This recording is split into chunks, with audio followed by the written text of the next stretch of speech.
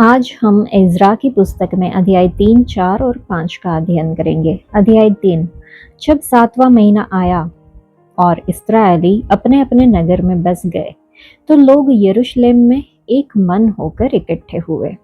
तब योसादाक के पुत्र यीशु ने अपने भाई याजकों समेत और शालतिएल के पुत्र जरुब्बाबेल ने अपने भाइयों समेत कमर बांधकर इस्राएल के परमेश्वर की वेदी को बनाया कि उस पर होम बलि चढ़ाए, जैसे कि परमेश्वर के भक्त मूसा की व्यवस्था में लिखा है। तब उन्होंने वेदी को उसके स्थान पर खड़ा किया, क्योंकि उन्हें उस और के देशों के लोगों का भय रहा, और वे उस पर यहोवा के लिए होम बलि अर्थात प्रतिदिन सवेरे और सांझ के होम बलि चढ़ाने लगे। और उन्होंने झोपड़ियों के पर्व को माना, जैसे कि लिखा है, और प्रतिदिन के होम बलि एक एक दिन की गिनती और नियम के अनुसार चढ़ाए। और उसके बाद नित्य होम बलि और नए नए चांद और यहोवा के पवित्र किए हुए सब नियत पर्वों के बलि और अपनी अपनी इच्छा से यहोवा के लिए सब स्वेच्छा बलि हर एक के लिए बलि चढ़ाए। 7वें महीने के पहले दिन से वे यहोवा को होम बलि चढ़ाने लगे, परंतु यहोवा के मंदिर की नींव तब तक न डाली गई थी।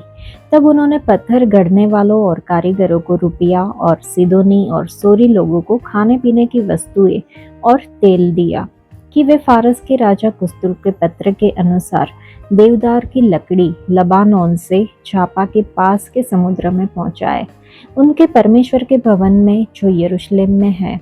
आने के दूसरे वर्ष के दूसरे महीने में शालतिएल के पुत्र जरुब्बाबेल ने और योसादाक के पुत्र यीशु ने और उनके और भाइयों ने, जो याजक और लेवीय थे और जितने बंधुआई से यरूशलेम में आए थे, उन्होंने भी काम को आरंभ किया। और 20 वर्ष अथवा उससे अधिक अवस्था के लेवियों को यहोवा के भवन का काम चलाने के लिए नियुक्त किया। तो यीशु और उसके बेटे और भाई और कदमीएल और उसके बेटे, जो यहूदा की संतान थे, और हेनादाद की संतान और उनके बेटे परमेश्वर के भवन में कारीगरों का काम चलाने को खड़े हुए। और जब राजों ने यहोवा के मंदिर की नींव डाली, तब अपने वस्त्र पहने हुए और तुरहिया लिए हुए याजक और झांझ लिए हुए आसाप के वंश के लेवीय इसलिए नियुक्त किए गए कि इस्राएलियों के राजा दाऊद की चलाई हुई रीति के अनुसार यहोवा की स्तुति करें। सो वे यह गा गा कर यहोवा की स्तुति और धन्यवाद करने लगे कि वह भला है और उसकी करुणा इस्राएल पर सदैव बनी है। और जब वे यहोवा की स्तुति करने लगे, तब सब लोगों ने यह जानकर कि यहोवा के भवन की नींव अब पड़ रही है, ऊंचे शब्द से जय जयकार किया। परंतु बहुतेरे याजक और लेवीय और पूर्वजों के घरानों के मुख्य पुरुष, अर्थात वे बूढ़े जिन्होंने पहला भवन देखा था, जब इस भवन की नींव उनकी आंखों के सामने पड़ी, तब फूट फूट कर रोने लगे और बहुतेरे आनंद के मारे ऊंचे शब्द से जय जयकार कर रहे थे। इसलिए लोग आनंद के जय जयकार का शब्द लोगों के रोने के शब्द से अलग पहचान न सके, क्योंकि लोग ऊंचे शब्द से जय जयकार कर रहे थे और वह शब्द दूर तक सुनाई देता था। इस अध्याय में वापस लौटने वाले निर्वासित लोग वेदी का पुनर्निर्माण करने और मंदिर की नींव डालने के लिए इकट्ठे होते हैं। वे इस क्षण को आराधना, बलिदान चढ़ाने और परमेश्वर को धन्यवाद देने के साथ मनाते हैं। हालांकि उनकी खुशी के बीच भावनाओं का मिश्रण भी है, क्योंकि पुरानी पीढ़ियां नई नींव को देखकर रोती है, पुराने मंदिर की महिमा पर विचार करते हैं। ये अध्याय हमें हमारी पुनर्स्थापना यात्राओं में आराधना के महत्व को सिखाती है। मिश्रित भावनाओं का सामना करने पर भी हमें परमेश्वर की वफादारी और उनके वादों का जश्न मनाना चाहिए। आराधना हमारे संकल्प को दृढ़ कर सकती है और हमें हमारे उद्देश्य की याद दिला सकती है, जिससे हमें इस बात पर ध्यान केंद्रित करने में मदद मिलती है कि परमेश्वर हमारे जीवन में क्या बना रहे हैं। इस अध्याय का वचन 12 हम पढ़े तो यरूशलेम में मंदिर की नींव रखी गई। लोगों के दो समूह थे, दो तरह की प्रतिक्रियाएं थी। एक खुश थे और दूसरी ओर दुखी, लेकिन दोनों ही अपनी प्रतिक्रियाएं जोरदार तरीके से दिखा रहे थे। एक समूह युवा पीढ़ी का था, जिसने सुलेमान द्वारा बनाए गए पहले मंदिर को नहीं देखा था, और दूसरे समूह में बुजुर्ग लोग शामिल थे, जिन्होंने मंदिर को उसके पूर्व महिमा में देखा था। युवा लोगों ने इसके बारे में केवल सुना था, लेकिन अन्य लोगों ने वास्तव में महिमा देखी थी। इसलिए जब पहले वाले खुशी से चिल्ला रहे थे, तो दूसरे वाले रो रहे थे, क्योंकि उन्हें खोई हुई महिमा याद आ रही थी। उन्हें याद आया कि मंदिर तब कितना सुंदर था। हर दिन चढ़ाए जाने वाले बलियां, अपने शानदार परिधानों में सजे याजक और लेवी, जिस क्रम का वे पूरी लगन से पालन करते थे, धूप की मीठी सुगंध जो हवा में फैल रही थी, मंदिर पर यहोवा की शेकिना की महिमा, उनके भीतर जो भय और श्रद्धा थी, बाहरी प्रांगण में प्रतीक्षा करने वाली भीड़, यहोवा को अपनी भेंट और बलियां चढ़ाते हुए, भेड़ों और पशुओं का मिमियाना, और उसके बाद आने वाला उत्सव। तब वे सब कितने खुश थे। लेकिन अब 70 साल बीत चुके थे। 70 साल की भयानक निर्वासन, पूर्ण एकांत, असीम आत्मखोज और प्रार्थनाएं और परमेश्वर की आशीषों की बड़ी उम्मीदें फिर से उन पर बरसने वाली थी। उनके दिल अब फिर से कोमल और पश्चातापी हुए थे। वे यहाँ वापस अपने वतन में आने के लिए कितने तरस रहे थे, लेकिन अब सब कुछ बर्बाद हो चुका था। ये दुखद था। खोई हुई महिमा को वापस पाने में शायद सालों लग जाएंगे। उन्होंने बहुत पाप किए थे।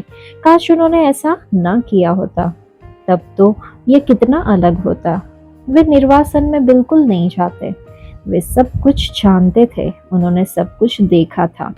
नींव रखी गई, लेकिन जब दूसरे लोग खुश थे तो वे केवल रो सकते थे, क्योंकि उन्होंने पहले की महिमा देखी थी। सुलेमान का मंदिर 586 ईसा पूर्व में नष्ट हो गया था, और यह घटना 50 साल बाद हुई। पुराने लोग सुलेमान द्वारा बनाए गए भव्य मंदिर की भव्यता को याद कर सकते थे। उसकी तुलना में यह नया मंदिर कुछ भी नहीं लग रहा था, इसलिए वो रो पड़े। कुछ साल बाद पवित्र आत्मा ने लोगों को देने के लिए भविष्यवक्ता हागे को एक संदेश दिया कि तुम में से कौन बचा है जिसने इस भवन को इसकी पूर्व महिमा में देखा था। अब यह तुम्हें कैसा लगता है? क्या तुम्हें ऐसा नहीं लगता कि यह कुछ भी नहीं है? जो कि हम हागे की पुस्तक अध्याय 2 में देखेंगे। हाँ, सुलेमान के मंदिर को देखने वाले बुजुर्ग लोग सहमत होते। वहां पर यह भी लिखा है, लेकिन पवित्र आत्मा ने आगे कहा कि इस दूसरे मंदिर की महिमा पहले वाले से भी बड़ी होगी। असंभव। बुजुर्ग लोग इस बात से पूरी तरह असहमत होते कि ऐसा कुछ भी संभव है। इस मंदिर में भव्यता जोड़ने के लिए कोई सुलेमान नहीं है, वे कहते। लेकिन एक दिन आएगा जब सुलेमान से भी महान, किसी और से भी महान इस मंदिर में प्रवेश करेगा, पहले एक शिशु के रूप में और बाद में सेवा करने के लिए। हागे के माध्यम से परमेश्वर का संदेश एक गहरी सच्चाई को उजागर करता है। सच्ची महिमा सोने, आकार या शारीरिक सुंदरता में नहीं, बल्कि परमेश्वर की उपस्थिति में पाई जाती है। भविष्यवाणी इस बाद वाले मंदिर की महिमा पहले वाले से अधिक होगी, यीशु मसीह में पूरी होती है, जिनकी उपस्थिति ने ऐसी अधिक महिमा ला दी जिसकी तुलना कोई भी भौतिक भव्यता नहीं कर सकती। ये बताता है कि परमेश्वर आज हमारी कलीसियाओं को कैसे देखते हैं, जबकि हम किसी इमारत या मंडली के बाहरी स्वरूप पर ध्यान केंद्रित कर सकते हैं। उनका आकार, धन, प्रभाव वास्तव में जो मायने रखता है कि उसमें मसीह कितना अधिक है।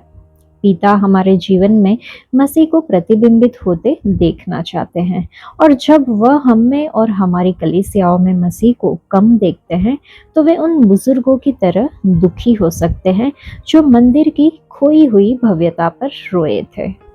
पौलुस के अनुसार आत्मा से भरा हुआ विश्वासी एक आभारी विश्वासी, एक आनंदी विश्वासी, एक प्रार्थना करने वाला विश्वासी होता है। यदि हम आत्मा से भरे हुए हैं तो हर चीज के लिए हमारे अंदर से धन्यवाद रहेगा। जब जीवन अच्छा चल रहा हो, जब हमारे पास वह सब हो जिसकी हमें जरूरत है, जब प्रार्थनाएं सुनी जाती है, जब आशीषें प्रचुर मात्रा में होती है, तो आभारी होना आसान होता है। लेकिन चुनौतीपूर्ण समय के बारे में क्या? कभी कभी जीवन कठिन होता है और हम निराशा महसूस करते हैं, लेकिन उन क्षणों में भी ऐसी चीजें हैं जिनके लिए हम परमेश्वर को धन्यवाद दे सकते हैं। हमारा परिवार, दोस्त, स्वास्थ्य, या फिर ये सच कि परमेश्वर हमसे प्यार करते हैं और हमेशा हमारे साथ है। आभारी होना एक ऐसी चीज है जिसका हम हर दिन अभ्यास कर सकते हैं। जब आप सुबह उठते हैं तो एक नए दिन के लिए परमेश्वर को धन्यवाद दें। जब आप खाने के लिए बैठते हैं तो भोजन उपलब्ध कराने के लिए परमेश्वर को धन्यवाद दें। सोने से पहले एक ऐसी चीज के बारे में सोचें जिसने आपको मुस्कुराया हो या प्यार महसूस कराया हो, और उसके लिए परमेश्वर को धन्यवाद दें। कुलुस्सियों की पत्री में अध्याय 3 में हम देखते हैं कि मसीह की शांति, जिसके लिए तुम एक देह होकर बुलाए भी गए हो, तुम्हारे हृदय में राज्य करे और तुम धन्यवादी बने रहो। वचन में या काम में जो कुछ भी करो, सब प्रभु यीशु के नाम से करो और उसके द्वारा परमेश्वर पिता का धन्यवाद करो। क्या हम हमेशा आनंदित रहते हैं? क्या हम हर चीज के लिए आभारी हैं? एक मसीह के लिए कृतज्ञ रवैया असामान्य है। संकट के समय में भी पौलुस कहता है कि किसी की बात की चिंता मत करो, परंतु हर एक बात में तुम्हारे निवेदन, प्रार्थना और विनती के द्वारा धन्यवाद के साथ अपने परमेश्वर के सम्मुख उपस्थित किए जाए। बड़ी चिंता, डर, व्याकुलता और तनाव के समय में कृतज्ञ रहे। लेकिन प्यारे दोस्तों, जब बोझ हट जाता है तो एक अद्भुत शारीरिक, मानसिक, भावनात्मक और आत्मिक परिवर्तन होता है। तो अगली बार जब हम उदास या बोझिल महसूस करें तो प्रभु को धन्यवाद देने से मिलने वाली सारी अच्छाइयों को याद करें और कृतज्ञता में अपनी आवाज उठाए। परमेश्वर सही कहते हैं कि यहोवा का धन्यवाद करना भला है। अध्याय 4। जब यहूदा और बिन्यामीन के शत्रुओं ने यह सुना कि बंधुआई से छूटे हुए लोग इस्राएल के परमेश्वर यहोवा के लिए मंदिर बना रहे हैं, तब वे जरुब्बाबिल और पूर्वजों के घरानों के मुख्य मुख्य पुरुषों के पास आकर उनसे कहने लगे, हमें भी अपने संग बनाने दो, क्योंकि तुम्हारी नाई हम भी तुम्हारे परमेश्वर की खोज में लगे हुए हैं। और अश्शूर का राजा एसरहद्दोन, जिसने हमें यहाँ पहुँचाया, उसके दिनों से हम उसी को बलि चढ़ाते भी हैं। जरुब्बाबिल, यीशु और इस्राएल के पितरों के घरानों के मुख्य पुरुषों ने उनसे कहा, हमारे परमेश्वर के लिए भवन बनाने में तुमको हमसे कुछ काम नहीं। हम ही लोग एक संग मिलकर फारस के राजा कुस्रू की आज्ञा के अनुसार इस्राएल के परमेश्वर यहोवा के लिए उसे बनाएंगे। तब उस देश के लोग यहूदियों के हाथ ढीला करने और उन्हें डराकर मंदिर बनाने में रुकावट डालने लगे। और फारस के राजा कुस्रू के जीवन भर, वरन फारस के राजा द्वारा के राज्य के समय तक उनके मनोरथ को निष्फल करने के लिए वकीलों को रुपया देते रहे। क्षयर्स के राज्य के पहले दिनों में उन्होंने यहूदा और यरूशलेम के निवासियों का दोष पत्र उसे लिख भेजा। फिर अर्थक्षेत्र के दिनों में बिशलाम, मियदात और ताबिल ने और उसके सहचरियों ने फारस के राजा अर्थक्षेत्र को चिट्ठी लिखी, और चिट्ठी अरामी अक्षरों और अरामी भाषा में लिखी गई।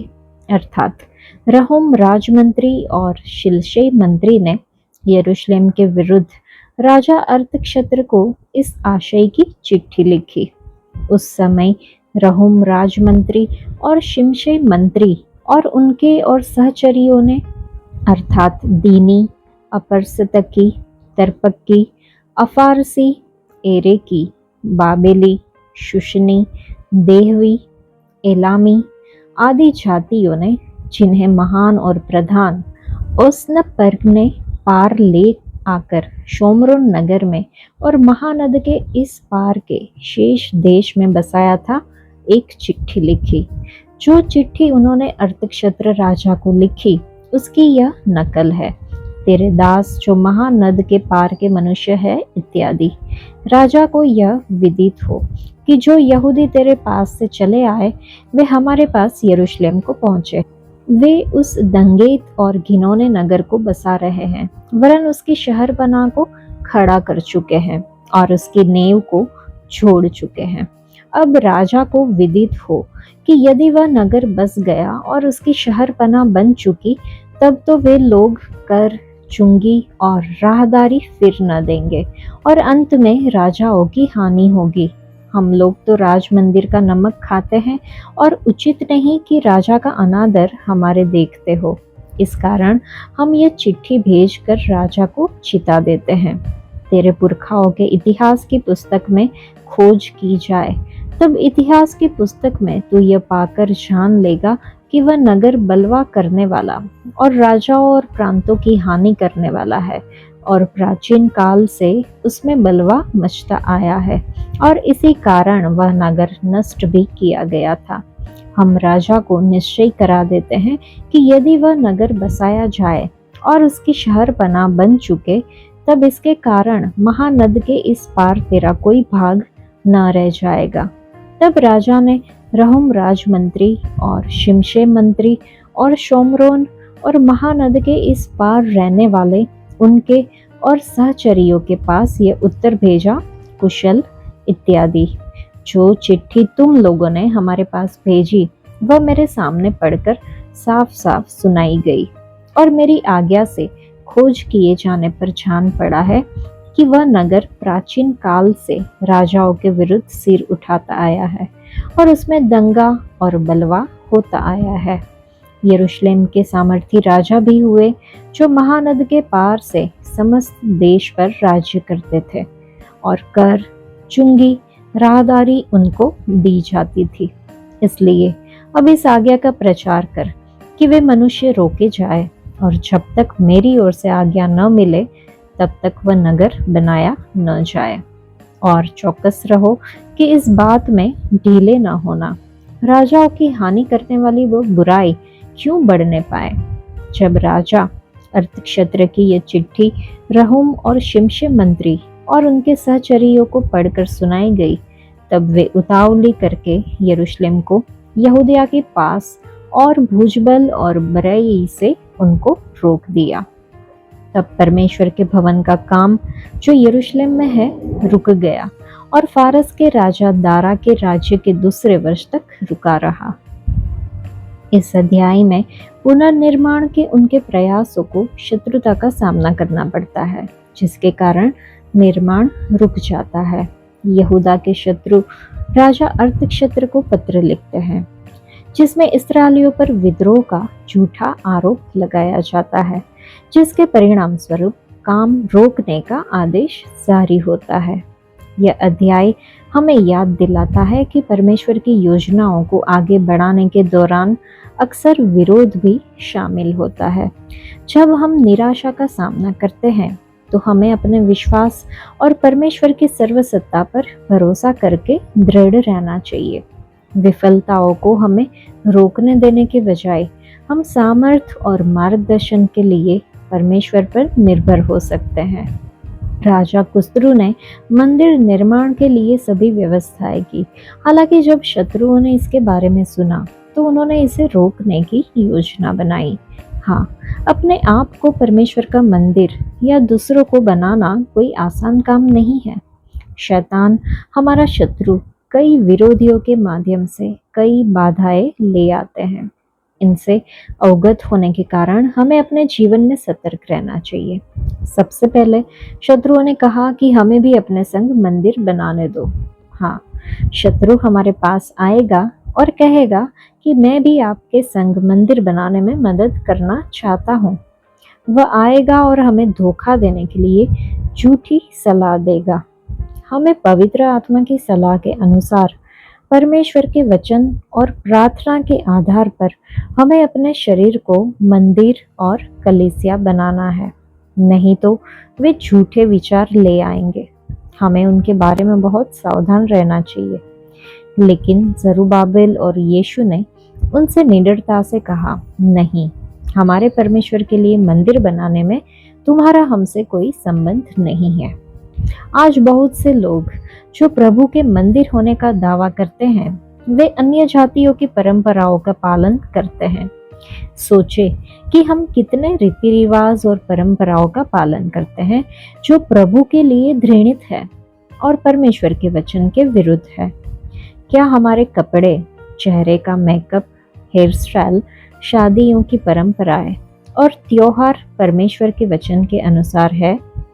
यीशु मसीह ने कहा कि तुम सत्य को जानोगे और सत्य तुम्हें स्वतंत्र करेगा।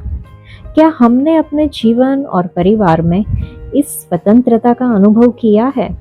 चलिए हम खुद को जांचें। इन शत्रुओं ने यहूदा के लोगों के हाथ कमजोर कर दिए और उन्हें मंदिर बनाने से रोकने के लिए परेशान किया। उन्होंने उनकी योजनाओं को विफल करने के लिए उनके खिलाफ सलाहकार नियुक्त किए और उनके खिलाफ आरोप पत्र लिखे। आज जब तक हम कई सांसारिक लोगों के साथ पाप में जीते हैं, तब तक कोई भी हम पर आरोप नहीं लगाएगा। लेकिन जब हम प्रभु को प्रसन्न करने और खुद को और दूसरों को उनके मंदिर के रूप में बनाने की कोशिश करने लगेंगे, तो इस तरह के दुश्मन हमारे खिलाफ उठ खड़े होंगे। इसके अलावा राजा अर्थक्षेत्र को लिखी याचिका में उन्होंने धोखे से कहा कि अब राजा को विदित हो कि यदि वह नगर बस गया और उसकी शहरपनाह बन गई, तब तो वे लोग कर, चुंगी और राहदारी फिर न देंगे और अंत में राजाओं की हानि होगी। हम आपके वफादार सेवकों के रूप में यह कह रहे हैं। उन्होंने मंदिर के काम को रोकने के लिए ये सभी तरीके आजमाए। उसी तरह जब हम खुद को मंदिर के रूप में बनाएंगे, तो हमें कई चुनौतियों का सामना करना पड़ेगा। लेकिन परमेश्वर के लोगों ने उनका साथ दिया। यहोवा परमेश्वर की नजर उन पर थी। हम अध्याय 5 में देखेंगे। हाँ, हमें अपने जीवन में भी शैतान या मनुष्यों से नहीं डरना चाहिए। प्रार्थना और साहस के साथ चलिए हम खुद को और कई अन्य लोगों को परमेश्वर के वचन के अनुसार सर्वशक्तिमान परमेश्वर के पवित्र मंदिर के रूप में बनाएं। पवित्र आत्मा निश्चित रूप से हमारी मदद करेंगे। परमेश्वर के प्रिय लोगों, याद रखें कि परमेश्वर का कार्य बिना चुनौती के नहीं चलेगा। ये सबक पूरे पवित्र शास्त्र और कलीसिया के इतिहास में दोहराया गया है। शैतान के पास अक्सर परमेश्वर के कार्य का विरोध करने के लिए उसके सहयोगी होते हैं। कभी कभी वे मित्र के रूप आते हैं, समर्थन और सहायता करने का दिखावा करते हैं। जरुब्बाबिल की तरह हमें असली और नकली में अंतर करना चाहिए। अन्य समय में विरोध, निराशा, झूठ, साजिश और धमकियों के माध्यम में आ सकता है। जब हम प्रभु की सेवा करने में अपरिहार्य कठिनाइयों का सामना करते हैं, तो हमें आराम और मार्गदर्शन पाने के लिए खुद को पवित्र शास्त्र में डुबो देना चाहिए। विश्वास और दृढ़ता के साथ हम आखिर जीत हासिल करेंगे। नहमिया की पुस्तक अध्याय 4 में नहमिया की कहानी परमेश्वर का काम करते समय विरोध का सामना करने का एक और उदाहरण है। जब नहमिया यरूशलेम की शहरपनाह के पुनर्निर्माण का नेतृत्व कर रहा था, तो उसे संबलात, तोबिया और अन्य लोगों से उपहास और धमकियां मिली, जिन्होंने काम का विरोध किया। उन्होंने प्रयास का मजाक उड़ाया। यह भी कहा कि एक लोमड़ी भी उनके द्वारा बनाई जा रही शहरपनाह को तोड़ सकती है। धमकी के बावजूद नहमिया और उसके लोगों ने एक हाथ से अपने औजार पकड़े और दूसरे हाथ से युद्ध के लिए तैयार होकर काम जारी रखा, जिससे उनका दृढ़ संकल्प और परमेश्वर की सुरक्षा में विश्वास दिखा।